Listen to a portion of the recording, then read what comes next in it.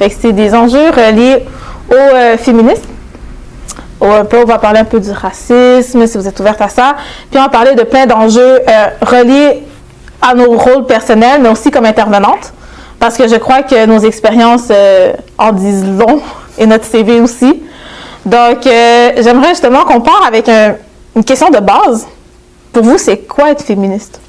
Je peux commencer. Pour moi, être féministe en tant que femme, qui s'identifie comme femme, c'est une raison de vivre.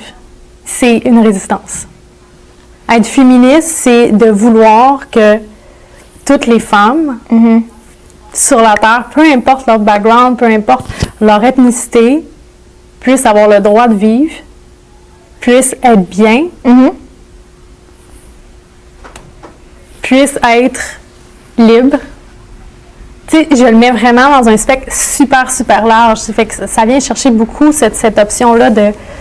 Les femmes partout sur la Terre, on a été oppressées à plein de niveaux, tu sais. Dans plein de milieux différents, sur plein de caractéristiques qu'on avait, tu sais, qu'on a toujours d'ailleurs. Puis ça vient chercher mon féminisme, pour moi, il est très intersectionnel, tu sais. Il est très, très intersectionnel parce que ça fait cette espèce d'accumulation-là de comme toutes les oppressions qu'on peut vivre en tant que femme à différentes époques, puis qui se répercutent encore aujourd'hui parce qu'on est dans un système qui continue de nous oppresser à différents niveaux. On n'a pas le choix de continuer de résister. Puis, fait que juste d'être femme, on résiste, mais juste d'être... Comme pour moi, ça fait pas sens quelqu'un qui vient me dire qu'il n'est pas féministe. On devrait tous l'être, tu sais. Puis on l'est juste parce qu'on est.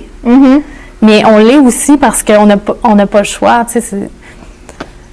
Je sais pas si ça fait du sens, si c'est clair un peu ce que je veux dire, mais ouais, pour moi, c'est quelque chose de c'est propre à chacune, tu sais. Le mien, c'est ça, il est très intersectionnel. Fait qu'il va chercher plein d'intersectionnalités, puis il va chercher plein d'oppressions que j'ai pu vivre, mais que mes consoeurs vivent aussi, puis que ça me touche, puis que pour moi, je me dis, j'ai pas le choix d'être avec elles, tu sais, là-dedans aussi. Fait que ouais, j'irais comme ça, comme première... Féministe intersectionnelle. Ouais. Intéressant. Puis ton côté? Mon Dieu, moi, je vais essayer d'être concise, mais c'est une large question, le féminisme, c'est quoi pour moi? Parce que c'est quelque chose qui change aussi. Hein? On n'est pas féministe tout le temps de la même façon. On fait des apprentissages, puis pas juste dans des livres, on fait des apprentissages aussi d'expériences de vie qui nous font comprendre des choses qu'on ne comprenait pas avant. Je pense que, pour moi, le féminisme, c'est très important. Je me définis en tant que féministe, clairement. Je ne sais pas si je suis féministe intersectionnelle, probablement que oui. C'est souvent ce que je disais avant, mais maintenant, je pense que Rachel l'a bien nommé, tu sais, tout le monde, je pense, peut être féministe, mais c'est pas tout le monde qui pratique le féminisme de la même façon. Moi, je pense que le féminisme, c'est nécessaire, puis pas juste pour les femmes, c'est nécessaire pour les femmes, mais aussi pour les hommes, parce que ça vient nous soutenir, en fait, à briser les rôles genrés, puis pas juste pour les femmes, mais aussi les hommes. Ça vient pas juste libérer les femmes, le féminisme, ça vient libérer tout le monde, pas juste... puis aussi, des personnes qui s'identifient pas nécessairement en tant que femme ou homme, ça vient briser des carcans, puis je pense que c'est ça qui est important de retenir du féminisme, puis je pense que ça vient mettre en lumière des réalités de femmes qui parfois, si on parle d'intersection, qui parfois sont pas dans le langage public, dans la sphère publique, ou qui sont passées sous silence. Puis il y en a encore d'ailleurs, bon, je le dis, puis je suis clairement pas au courant, moi, même si j'aspire à ça, à être au fait de toutes les intersections que les femmes, et pas juste les femmes, les personnes aussi, toute personne s'identifie en femme ou ne se nommant pas femme, mais se sentant femme peuvent vivre. Donc je pense que pour moi, ça a beaucoup évolué dans le temps. La première fois que... c'est même pas moi qui m'étais donné cette étiquette-là. Je me rappelle, j'avais 16 ans, puis on m'a dit « Ah, toi, t'es une féministe ». Puis j'étais comme... Je savais même pas c'était quoi dans ma tête.